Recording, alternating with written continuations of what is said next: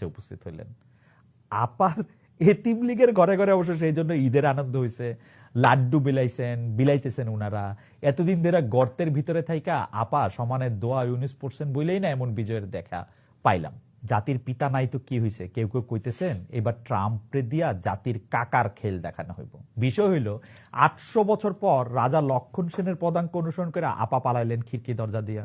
সে সময় আর কিছুই তার মনে ছিল না। তার অনুগত মাফিয়া বাহিনী যারা গত ১৫ বছর ধরে তার হুকুমে মানুষ ধরছে, কুচুকাটা করছে, সবগুলি ইনস্টিটিউশন ধ্বংস করছে, পলানোর সময় সেই মানুষগুলির কথাও মনে পড়ল না এতিম লীগ জননী শেখ হাসিনার। অথচ এই না হইলে জননেত্রী, সে পলায়ন পর মুহূর্তেও অবশ্য বুদ্ধি করে নিজের টেলিফোনটা নিতে ভুলেন নাই।